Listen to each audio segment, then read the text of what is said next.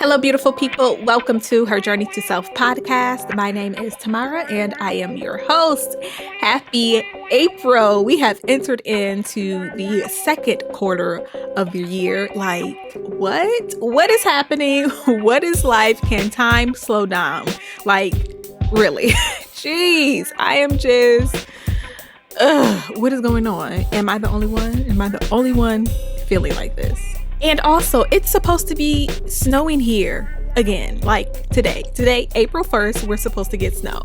There's no snow right now, so maybe the weather is wrong, but we're supposed to get snow. Epic eye roll, okay? Because it is spring. I don't want any snow. It is springtime. But also, if you are watching, you're probably like, new hair, right? Yes. So y'all know I keep trying to decide whether or not I'm going to grow my hair back out or just continue cutting it, you know? And then sometimes I just have that itch that, you know, I want an afro. Also because my daughter, if you don't know, I have a 1-year-old. It's crazy saying that all the time, but you know, I just dream of us having matching afros one day. But anyway, yeah, so I decided to try out this is actually a headband wig. I have the bang. I didn't order the one with the bang. I just like pulled the bang forward because I like that. And this is literally my hair. Like literally before I start chopping off my hair, this is like my hair, my curl pattern, everything. So yeah, I'm liking it. So we will see. We may be growing the hair back. I know I keep going back and forth with it, but I don't know. The curls, the afro just may make a comeback. But anyway, I hope you all are doing well and I hope that you are ready to receive. So today I want to talk about identity and comparison. Comparison and identity. Identity has been coming up a lot for me in just my personal, quiet, reflective time. And I believe that identity is so important because it truly impacts how we show up, how we view ourselves, how we treat ourselves, and in turn, how other people view and treat us. Now, I'm pretty sure many of you have heard or probably have been asked the question, who are you outside of your profession or your job? Because that's usually the first thing that someone tells you. When you ask them to tell you about themselves, they'll probably say, well, I'm a teacher or I'm a dancer, or they'll give you their relational or parental status, like I'm a husband or I'm a mother. And I'll be honest, this has been hard for me to wrap my head around. And maybe it's because I'm an artist, but I know that we are not the only ones who struggle with this. But I have learned that my identity is not wrapped up in my artistry. My identity is not that I am an artist. And gasp, I know it pains me to even say it, man. And like I said, I'm still wrapping my head around this, okay? But I have learned that my artistry is a reflection of my identity. And I'm not going to try to give a linear definition of what identity is because I do believe that it can be subjective and vast. But I do think that we can agree that our characteristics make up our identity. And it's usually those characteristics that lead us to our chosen professions or careers. I'm a creative person. I'm a passionate person. Those characteristics of my identity led me to become an artist. So, why is this important? How often have you heard someone say, or how often have you yourself felt lost when you lost a job or you had to walk away from a certain career? How often have you told yourself, I don't know who I am without blank? I myself have thought this, especially living during this time where everything seems so uncertain. It's a scary thought. It's a scary feeling. It's uncomfortable. But I am learning that if we are not truly grounded in who we are, what our identity is, our essence outside of what we do or who we are to other people, then we will be in a constant state of losing ourselves. And let me tell you, this is so hard for me to talk about right now. Ugh, I'm just like cringing on the inside. But I do know that life is unpredictable.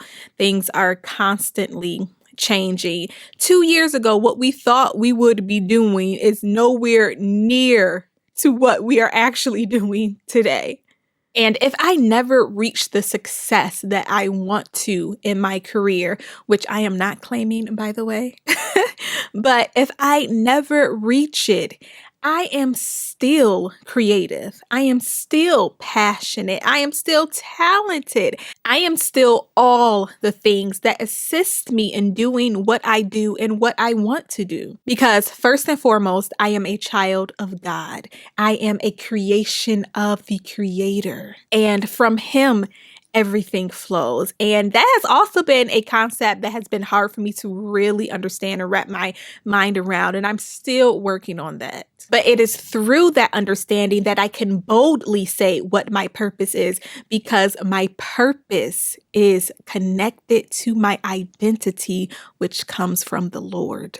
So it is the grounding that sustains me. It is the foundation on which I stand. And when I discovered my other purpose for health and wellness, because we are multi-purposeful beings, we don't have to just have one purpose. In fact, I believe that most of us have multiple purposes. But when I discovered it, I didn't become a completely different person. In fact, I used those same characteristics of my identity that I use as an actress and as a performer, my creativity, my passion, my musicality. It didn't take away from who I already was. It elevated me and it stretched me in some of the most amazing and beautiful ways.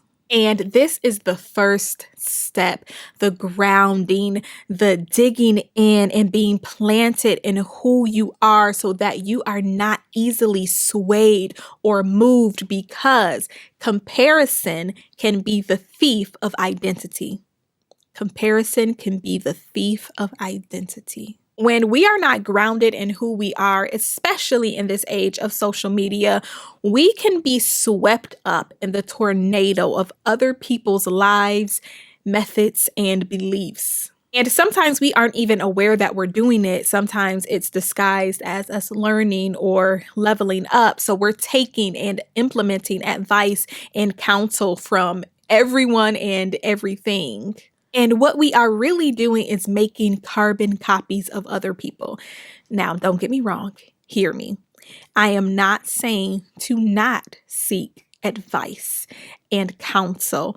I am saying do not try to be someone else because you don't know who you are or because you are not happy with who you are. Because what works for them may not work for you. What aligns with them may not align with you mentally, physically, and spiritually.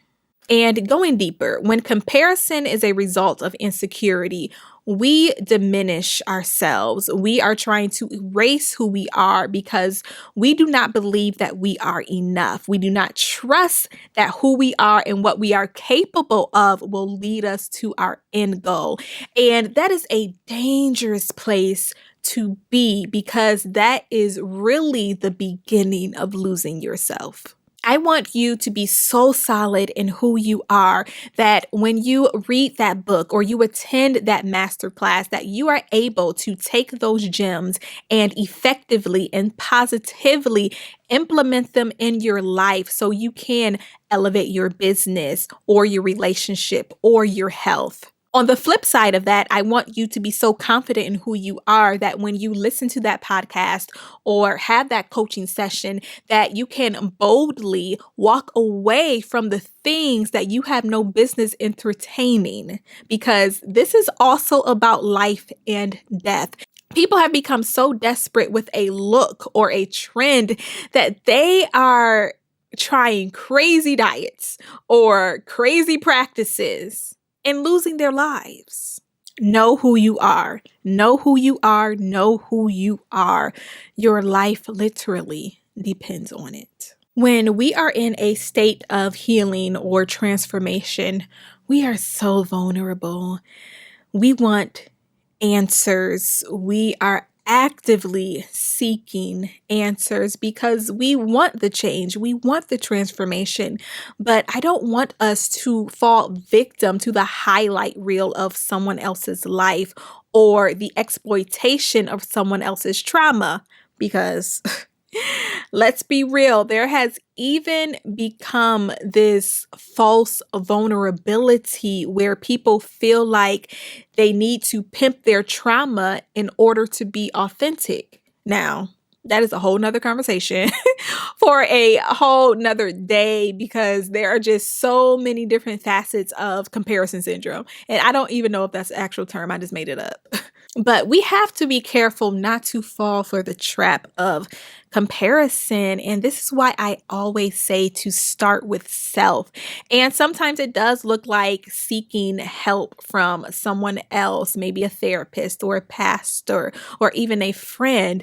But the difference is the focus. The focus is improving who you already are, releasing negative habits and thoughts. You have to remain focused because you can start to idolize anybody or anything. Lead with the intention of really discovering who you are and how you can expand. So, who are you? Are you a person who loves to make people laugh? Are you a horrible joke teller? Are you an optimistic person who can see the good in everything? Are you a thrill seeker? Are you talkative? Are you the life of the party? Are you a relaxed person that loves to spend time alone? Are you inquisitive? Are you a person who believes that love is the answer to everything? Who are you? I really hope that you take some time today to answer that question.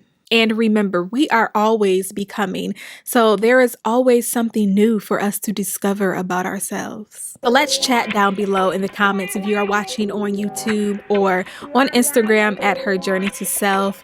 Do you know who you are? Also, don't forget to rate the podcast as well. It really helps us to grow, and leave a review. Let me know how you are enjoying it so far. So thank you so much for tuning in for another episode. I hope you've been encouraged. Until next time, peace, love, and light.